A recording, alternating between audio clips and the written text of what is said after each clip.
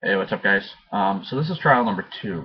The first video was just really long, so I'm just gonna get right into it. I strung this up. You guys know the product or the project if you've been watching my videos straight along. Did this one helping out Tom Ladine. He did the die on it, so if you guys contact me about a die, I'll just refer you to him. um, I'm not that good. This takes a ridiculous amount of experience and time to do something like this. I just did the stringing. The stringing is pretty sweet. There's the side profile. Hang on. There we go. Pocket kind of looked like poop there for a minute. There you go. It's about 2.5, maybe even 2 3/4 deep. Overall, that's pretty sick. Pretty sweet. Nice channel on it. So the reasons why I chose this shooter setup was because I thought it would be overdone if I put like a third or maybe two V's, because as you guys know, V's are really long, so it's more shooter there. And if you're playing with a wet game, a V shooter is going to absorb more water, so your stick's going to feel heavier. You're going to get fatigued faster. So I went with more of a minimalistic approach. I've always been a fan more of the straight, because if you have a nice channel, you're not going to have to worry about accuracy because the mesh holds it for you. Um, and even with the V's, yeah, it does add some hold, but this mesh naturally adds hold, um, unless you know what you're doing with some of the other meshes out there, like my favorite 20D. Um, you're not going to have to worry about hold or anything like that. This supposedly offers more hold and better rebound um, control, but personally, I haven't found any difference.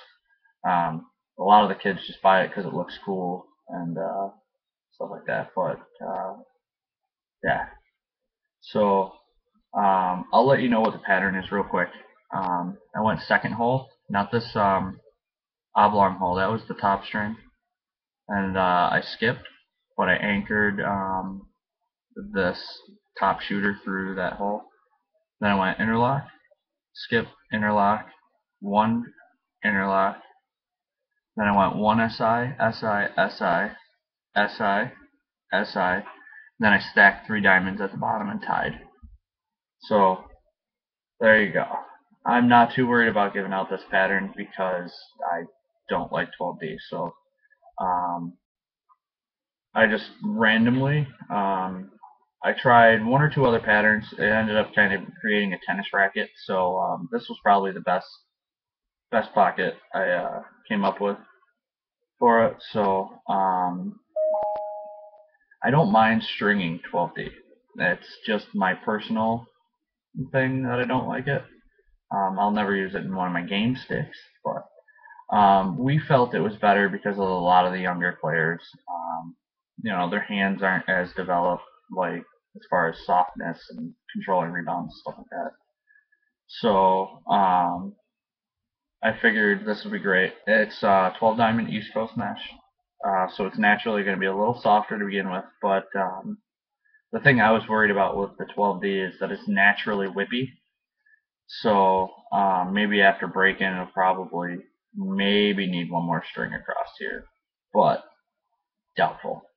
I'm fairly confident, somebody's gonna like this. I'm gonna probably be shipping it out tomorrow. So also with the 12D, I believe on one of my other videos, somebody had asked me if I still had the 12D from my review of East Coast Mesh, which I do. It's right here. It's got the East Coast dies, Carolina to Volt fade. It is a little dirty, but that's just because during my testing, I used it in the backyard. So I mean, if you guys are interested, it is up. So just message me. Like I said, it's dirty. I wasn't gonna like go and put it into a customer stream. So yeah. So if you're interested, message me about that. And then I have some DMG mesh. He sent it to me. This is his 15 millimeter, and it's pretty nice. Stretches nicely, stretches easily. There's no mess on the computer. It's not tacky. It's pretty sweet. So it has some nice, flex to it. It's not super hard out of the bag. It'll come right back to some, shape, and there's like nothing at all on the hands. It is waterproof. I ran this piece under some water and it just beads right up. So I also put it in the freezer for a little while, and it didn't harden up either. So overall, I would say, great mesh. He does do 20 millimeter variety too, which is what I have here.